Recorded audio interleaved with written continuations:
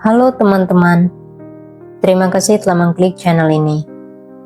Melalui channel yang sederhana ini, kami membagikan kisah-kisah Buddhis dan inspirasi yang mungkin Anda suka dan menginspirasi hidup Anda. Baiklah, mari kita mulai. Kisah Ratu Malika dan anjingnya. Khotbah ini disampaikan oleh sang guru ketika sedang berdiam di Jetavana tentang Ratu Malika. Kisah ini bermula saat suatu hari Ratu Malika memasuki tempat pemandian dan setelah membasuh mukanya, membungkukkan badan dan mulai membasuh kakinya. Kala itu, anjing peliharaan miliknya ikut bersamanya masuk ke tempat pemandian. Dan ketika anjingnya melihat dirinya berdiri di sana dengan posisi membungkukkan badan, anjingnya mulai melakukan perbuatan zina dengan dirinya. Dan ia pun membiarkan anjingnya untuk terus melakukannya. Raja melihat keluar dari jendela di lantai atas istana dan melihat dirinya. Sekembalinya dari sana, Raja berkata kepadanya, "Matilah engkau, dasar wanita jalang. Mengapa engkau melakukan perbuatan seperti itu?" "Mengapa, Paduka? Apa yang telah saya lakukan?" "Engkau telah berzina dengan seekor anjing." "Itu tidak benar, Paduka. Saya melihat engkau dengan kedua mata saya sendiri. Saya tidak akan percaya dengan segala perkataanmu. Matilah engkau, dasar wanita jalang." "Baginda, ini merupakan kenyataan yang luar biasa bagi siapapun yang memasuki tempat pemandian ini akan terlihat mengganda bila dilihat dari luar jendela itu." "Engkau berbohong. Jika memang Anda tidak mempercayai saya, masuklah ke dalam tempat pemandian ini dan saya akan melihat dari luar jendela itu." Raja yang dungu melakukan sesuai dengan perkataannya dan masuk ke dalam tempat pemandian. Ratu berdiri di depan jendela dan melihatnya dari luar. Ia tiba-tiba berteriak kepada raja, "Dasar raja dungu, mengapa Anda berzinah dengan seekor kambing betina?" "Istriku tercinta, saya tidak melakukannya." Ratu menjawab, "Saya melihat Anda dengan kedua mata saya sendiri. Saya tidak akan mempercaya Anda." Tatkala raja mendengar jawaban darinya, ia berkata, "Kalau begitu, memang benar bagi siapapun yang masuk ke dalam tempat pemandian ini akan terlihat mengganda."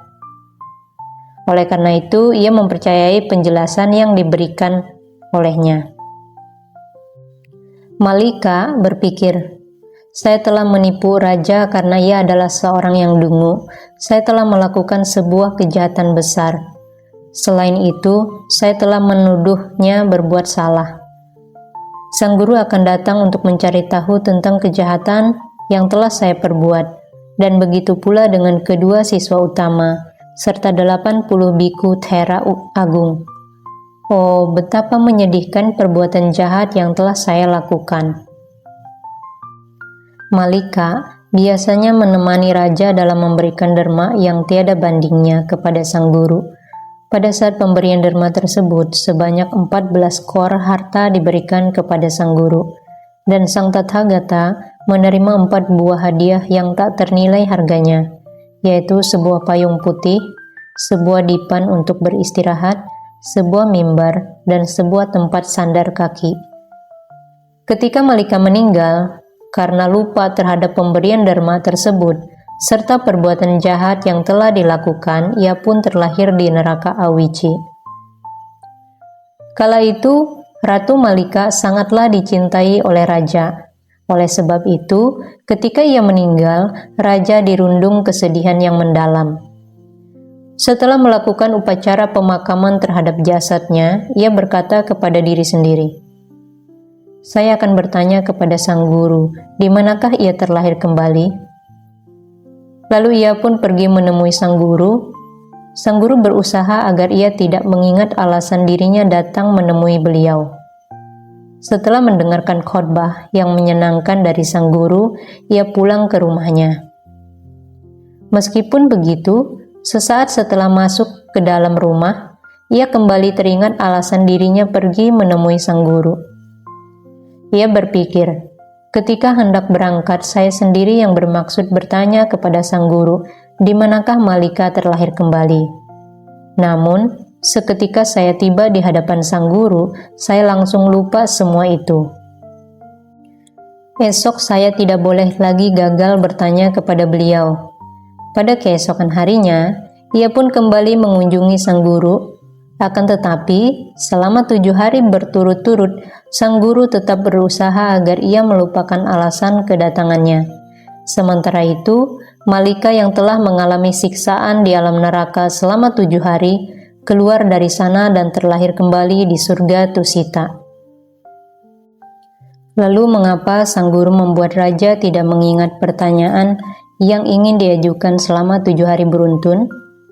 Alkisah, Malika sangatlah disayangi oleh raja, pujaan hatinya. Oleh karena itu, jika raja mengetahui bahwa ia terlahir kembali di alam neraka, raja akan berkata kepada dirinya sendiri, jika seorang wanita yang memiliki keyakinan seperti dirinya terlahir di alam neraka setelah memberikan derma yang berlimpah, bagaimana dengan saya? Sehingga raja sendiri pun akan memelihara pandangan salah, dengan tidak lagi memberikan derma kepada 500 biku, dan dirinya sendiri juga akan terlahir kembali di alam neraka.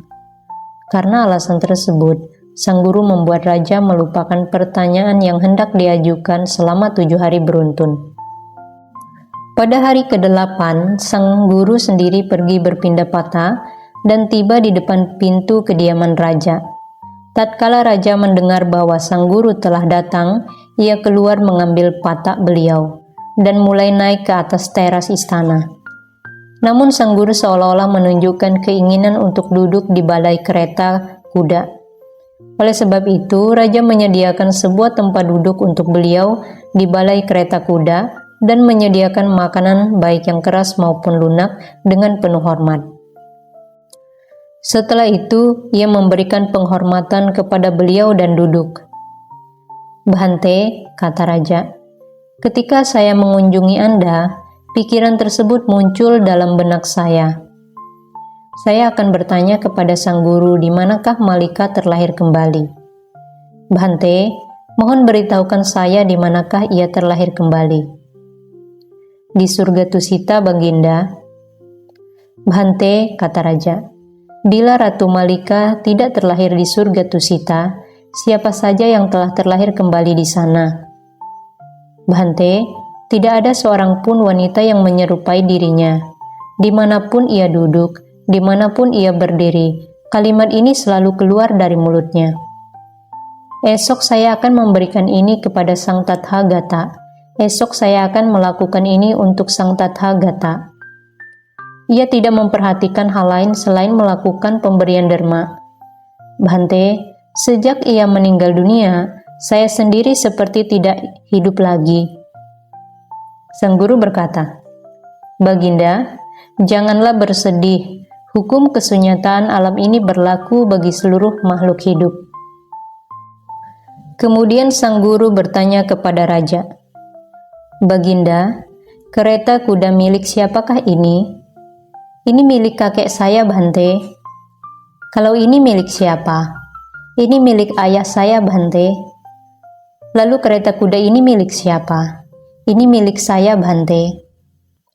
Setelah raja menjawab pertanyaan tersebut, sang guru berkata, "Baginda, kereta kuda ayah Anda bertahan hidup lebih lama daripada kereta kuda kakek Anda.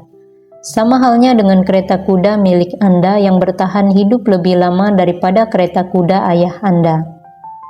Begitulah kerusakan menghampiri jerami yang tidak berharga ini. Begitulah kerusakan menghampiri tubuh ini.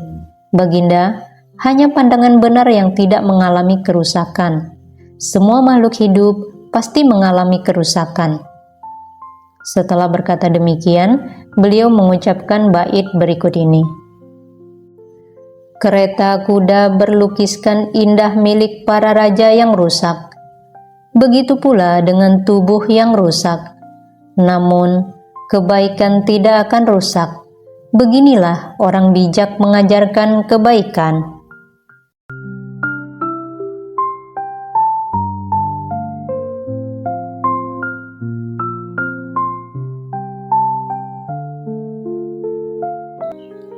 Demikianlah teman-teman akhir kisah ini. Semoga kisah ini memberikan inspirasi bagi Anda. Selamat menjalani hari ini, tetaplah kuat. Mari kita merawat kesehatan tubuh dan batin kita masing-masing, demi diri kita sendiri dan semesta. Apabila Anda menyukai konten ini, silakan subscribe channel ini. Klik suka, bagikan ke teman-teman dan keluarga Anda, sehingga mereka juga memperoleh manfaat yang sama seperti Anda. Serta tinggalkan komen Anda di kolom komentar. Terima kasih telah menonton dan mendengarkan hingga akhir. Dan sampai jumpa di kisah berikutnya.